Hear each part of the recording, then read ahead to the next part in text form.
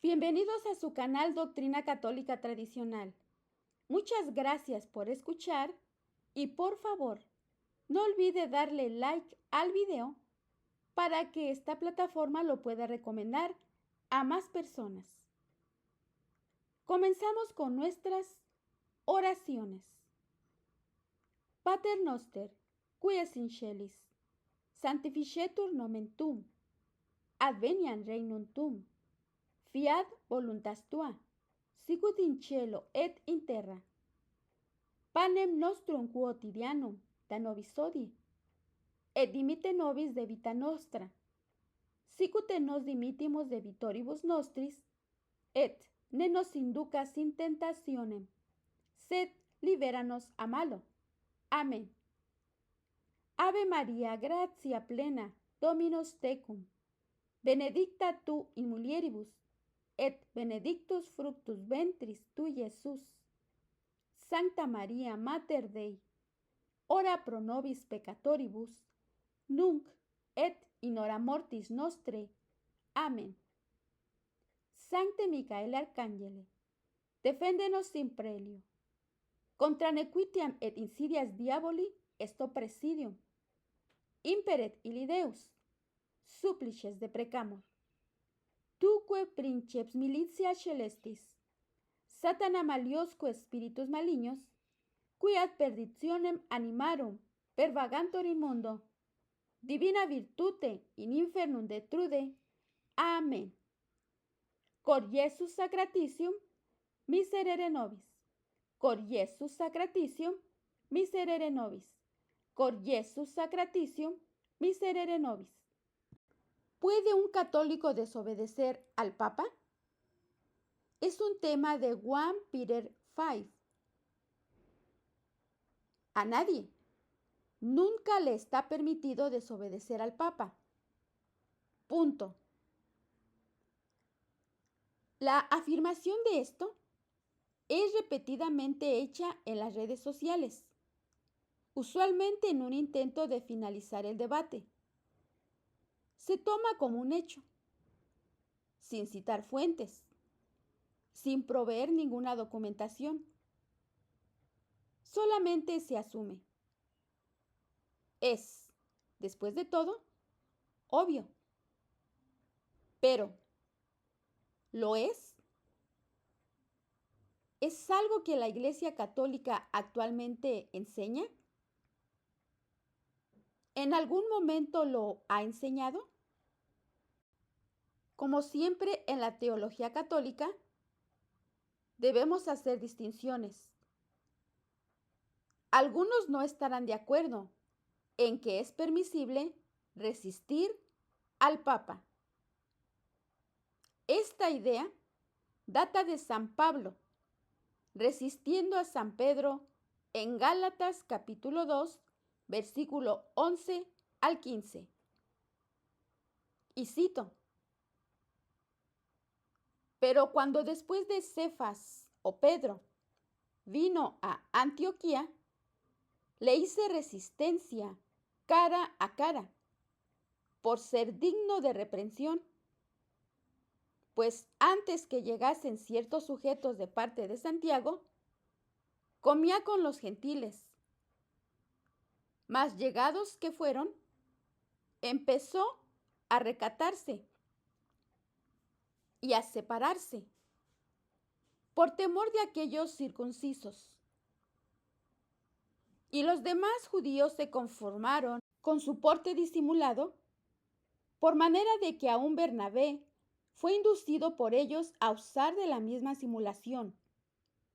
Pero yo, visto que no andaban derechamente, conforme a la verdad del Evangelio, dije a Cefas en presencia de todos: si tú, con ser judío, vives como los gentiles y no como los judíos, ¿cómo con tu ejemplo fuerzas a los gentiles a judaizar? Nosotros somos de naturaleza judíos y no de casta de gentiles pecadores o idólatras.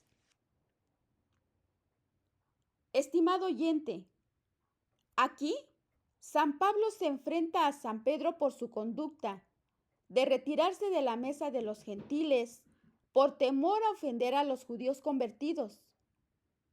Haciendo así, San Pedro se arriesgaba a engañar a los gentiles en pensar que debían actuar como judíos. La reprimenda de San Pablo claramente no es un argumento contra la autoridad de San Pedro. Santo Tomás de Aquino concuerda en que aún un inferior puede, y en algunos casos, debe amonestar a su superior.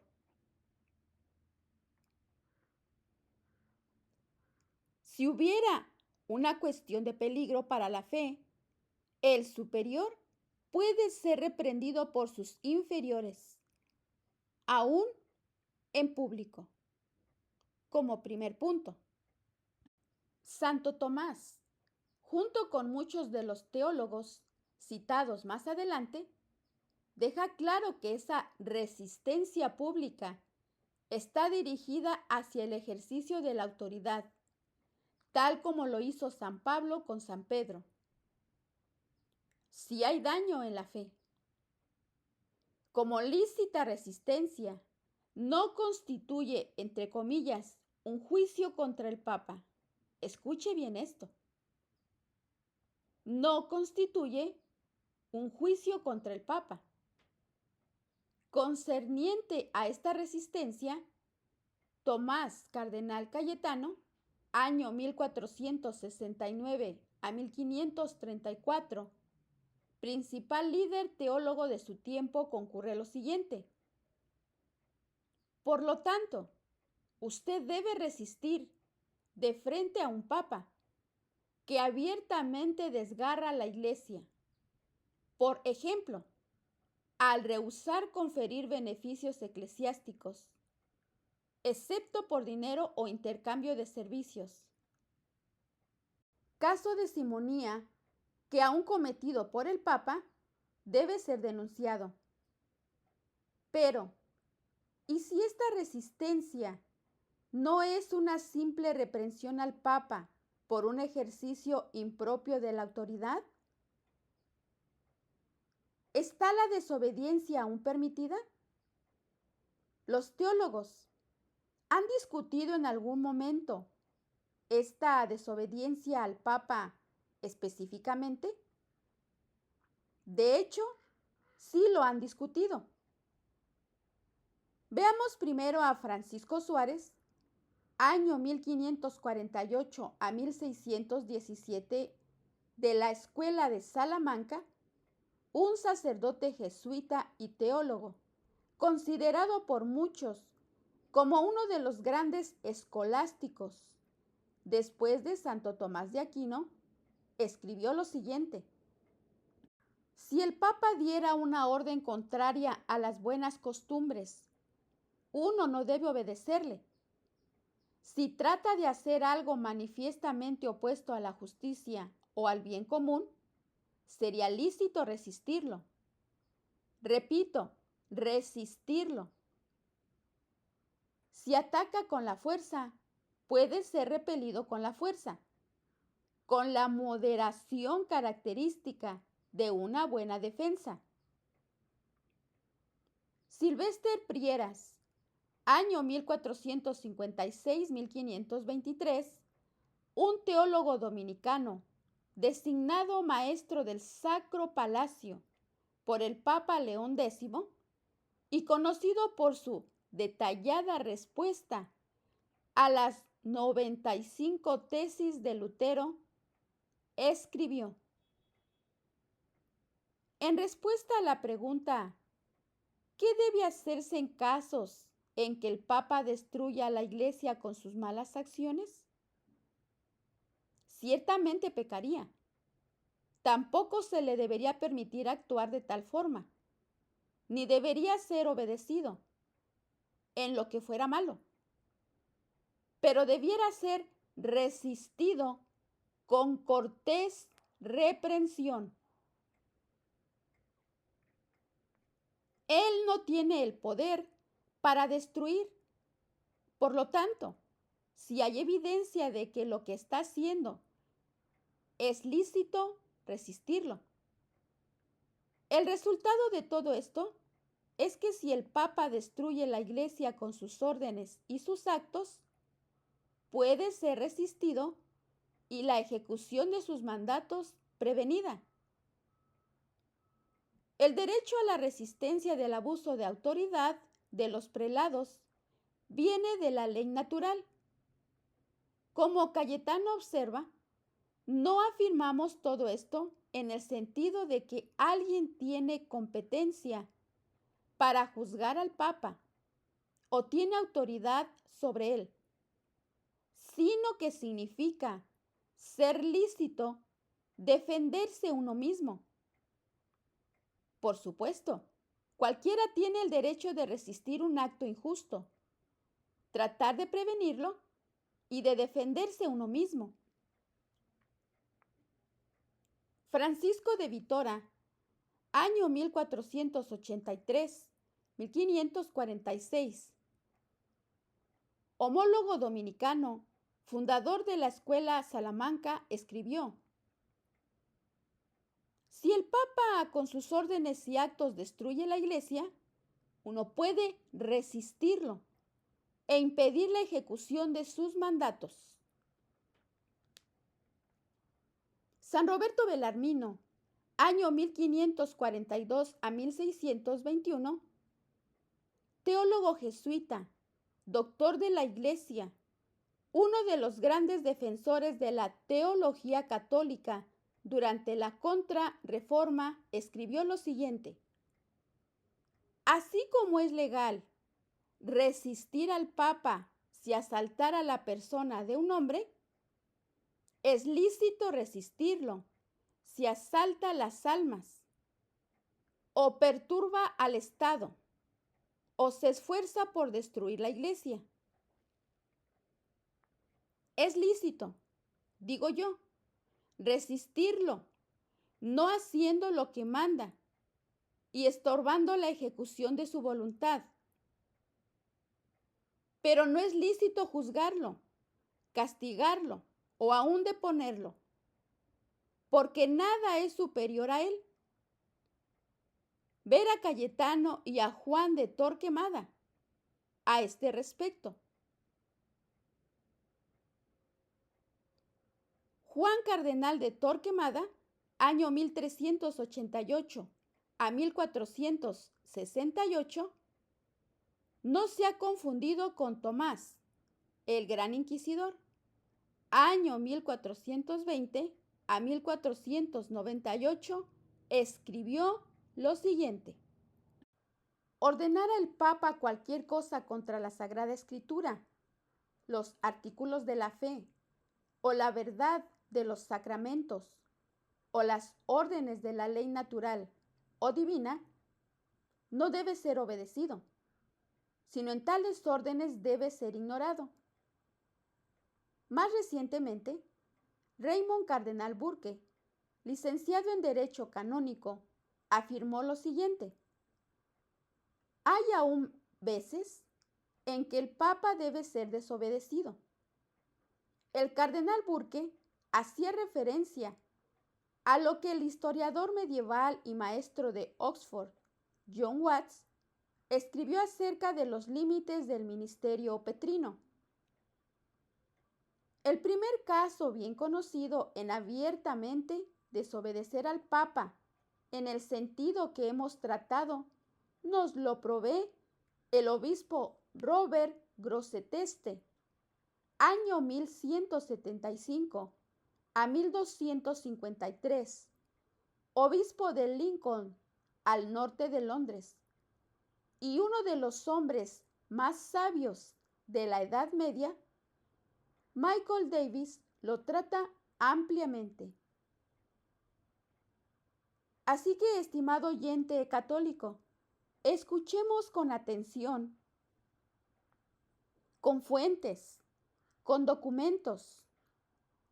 Es lícito resistir al Papa cuando está en peligro la sana doctrina católica y, sobre todo, cuando están en peligro la salvación de las almas.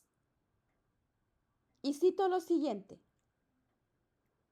El asunto que provocó que el obispo Grosseteste rehusara cumplir lo que él consideraba un abuso de poder papal era la provisión de beneficios, es decir, un nombramiento permanente de la Iglesia, usualmente el de rector o vicario, al cual se otorga propiedad e ingresos respecto de los deberes pastorales. Él era un hombre que no permitiría un compromiso en un asunto de principios. Y aquí tenemos una cuestión que no hubiera sido más directamente concerniente al cuidado de las almas.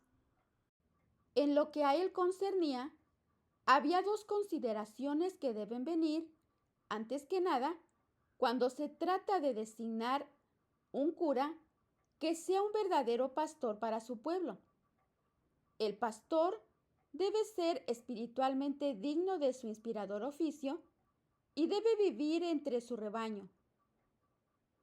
Él aceptaba que, en virtud de su pleno poder, el Papa tenía el derecho de hacer nombramientos a beneficios y que donde tal derecho fuera propiamente ejercido, el obispo estaba ampliamente preparado para aceptarlo. Pero para ambos, el poder y la provisión papales tenía un solo propósito: la salvación de las almas. Al Papa, por lo tanto, le había sido dado el poder de nominar hombres a oficios pastorales solo para construir el cuerpo de Cristo a través del debido cuidado de las almas. ¿Y cómo podrá el cuidado de las almas ser encargado a un pastor ajeno, quien nunca había visto su rebaño y cuyo único interés era en el oro que pudiera obtener de su nombramiento? En 1253, el Papa nominó a su propio sobrino, Frédéric de Lovaina, a una canonjía vacante en la Catedral de Lincoln. El mandato ordenado al obispo Grosseteste al nombramiento fue una obra maestra legal en la cual el uso cuidadoso de las cláusulas, no obstante, no hay ningún estatuto de lo contrario, hacía que no hubiera causa legal para rechazarlo o dilatarlo. Esto, entonces, era el dilema del obispo. Estaba frente a una orden perfectamente legal del soberano pontífice, que aparentemente debía ser obedecida, y así la petición, aunque legal, era obviamente inmoral, un claro abuso de poder. El Papa estaba usando su oficio como vicario de Cristo en un sentido totalmente contrario al propósito por el que se le había encomendado. El obispo vio claramente que hay una importante distinción entre lo que un papa tiene derecho legal a hacer y lo que moralmente debe hacer. Su respuesta fue un rechazo directo a obedecer una orden que constituía un abuso de autoridad. El Papa estaba actuando ultra vires, más allá de los límites de su autoridad, y por lo tanto sus súbditos no iban a obedecer esto, porque quería instalar de encargado a un familiar, a un sobrino, que nada tenía que ver con la Iglesia, que no sabía de doctrina, que no le interesaban las almas. Un intruso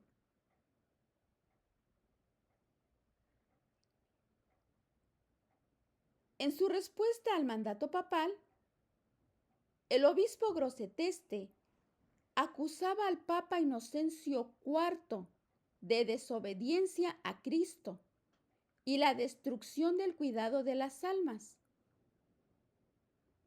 Ningún súbdito fiel a la Santa Sede, escribió, ningún hombre que hubiera caído en el cisma del cuerpo de Cristo y de la misma Santa Sede puede someterse a mandatos o preceptos o cualquier otra demostración de esa clase. No, ni aunque los autores fueran el más excelso conjunto de ángeles. Él necesita repudiarlos y rebelarse contra ellos con todas sus fuerzas, porque la obediencia que debo y mi amor por la unión con la Santa Sede en el cuerpo de Cristo, como un hijo obediente, la desobedezco, la contradigo y me rebelo. Usted no puede tomar acción contra mí, pues cada una de mis palabras y mis actos no es una rebelión, sino el honor filial debido a las órdenes de Dios, a padres y madres. Como he dicho, la sede apostólica en su santidad no puede destruir, solo puede construir. Esto es lo que significa la plenitud de poderes. Puede hacer todas las cosas para edificar, pero estas, así llamadas provisiones, no construyen, sino que destruyen. Ahora pongamos atención con lo siguiente. Comentando sobre esta carta del padre Grosseteste al Papa, en su estudio Relaciones de Grosseteste con el papado y la corona, Pantin escribe lo siguiente. Parece que hay dos líneas de argumentos aquí. El primero es que desde que plenitudo potestatis tocante al poder jurisdiccional del papado, existe para el propósito de construir y no de destrucción. Cualquier acto que tienda a la destrucción o la ruina de las almas no puede ser un genuino ejército de plenitud de potestatis. La segunda línea de argumento es que si el Papa o cualquiera ordenara algo en contrario a la ley divina, entonces sería erróneo obedecer, porque está destruyendo. Y en último de los casos, mientras se protesta la propia lealtad, uno debe rehusar obedecer. El problema fundamental era que mientras las enseñanzas de la Iglesia están sobrenaturalmente garantizadas contra el error, los ministros de la Iglesia, desde el Papa para abajo, no son impecables. Son seres humanos, como usted y como yo, y son capaces de hacer juicios erróneos y dar órdenes erróneas. Entre comillas, en la carta donde dice, usted no puede actuar contra mí, el obispo Grosseteste había advertido al Papa y los eventos probaron que estaba en lo correcto. El Papa Inocencio IV estaba fuera de sí de la furia cuando recibió la carta del obispo. Su primer impulso fue ordenar a su vasallo, el rey, que aprisionara al viejo prelado. Pero sus cardenales lo persuadieron de que no tomase esas medidas. No debe hacer nada. Es verdad, no podemos condenarlo. Él es un católico y un hombre santo, un hombre mucho mejor que nosotros. No tiene quien se le iguale entre los prelados. Toda la clerecía inglesa y francesa sabe de esto, y contradecirlo no tendría ningún aval. La verdad de esta carta, que probablemente es conocida por muchos, puede mover a muchos contra nosotros. Él es estimado como un gran filósofo, versado en literatura griega y latina, celoso de la justicia, lector en las escuelas de teología, predicador del pueblo, enemigo activo de los abusos. Este relato fue escrito por quien no tenía, escuche bien, por quien no tenía ninguna estima por el obispo, que era Matthew Paris, ejecutor del mandato que rechazaba implementar el obispo. Pero Matthew reconocía la grandeza y sinceridad de Robert Grosseteste y fue movido por ella. Entonces, el Papa Inocencio IV decidió que lo más prudente era no tomar medidas contra él. Fray Chad Ripperger, anteriormente perteneciente a la Fraternidad Sacerdotal de San Pedro, concuerda con los teólogos citados en que la desobediencia al Papa puede ser permitida, siempre que algunas condiciones se cumplan. Y pongamos atención, estimado oyente católico, a documentarnos, a conocer fuentes en las que nos es permitido resistir al papado. Primero, Santo Tomás, otros moralistas y aún la misma Iglesia dan ciertas condiciones bajo las cuales no debemos ejecutar el mandato de un superior. En algunos casos, repito, y esto debe aplicar a los obispos y en algunos casos raros al mismo Papa. Nosotros estamos obligados a obedecer todos los mandatos legítimos. La primera condición nos eximiría de la obediencia si ellos mandaran algo contrario a la ley natural o a la ley divina positiva. Es decir, si la orden es pecaminosa, uno está obligado a no obedecer. De hecho, está prohibido obedecer. Segundo, si el mandato es claramente imprudente y esto se sigue de que la imprudencia es un pecado, esto solo puede ser hecho cuando se tiene una clara visión de las circunstancias del caso. De otra forma, el beneficio va hacia el superior. Tercero, la misma Iglesia dice en su Código de Derecho Canónico que si las circunstancias bajo las que se dio la orden hacen que su ejecución se haga imposible, la persona debería regresar al superior y pedir instrucciones. Cuarto, si el superior te da una orden de hacer algo contrario al sostén de la vida, por ejemplo, tu superior no puede ordenarte que ayunes al punto de morir de hambre. Quinto, si el mandato es excesivamente oneroso, uno no está obligado a obedecer. Por ejemplo, si el superior ordena dormir solo 4 horas en la noche. Sexto, si la orden no viene de alguien con jurisdicción, es decir, con poder eclesial. Séptimo, tus superiores no pueden ordenarte algo espiritual o moralmente dañino. Por ejemplo, si tu superior te ordena tomar un empleo de pianista en un burdel, una vez que todos estos factores son tomados en consideración, la cuestión es si pueden ser aplicados a un caso más reciente, el del arzobispo Marcel Lefebvre.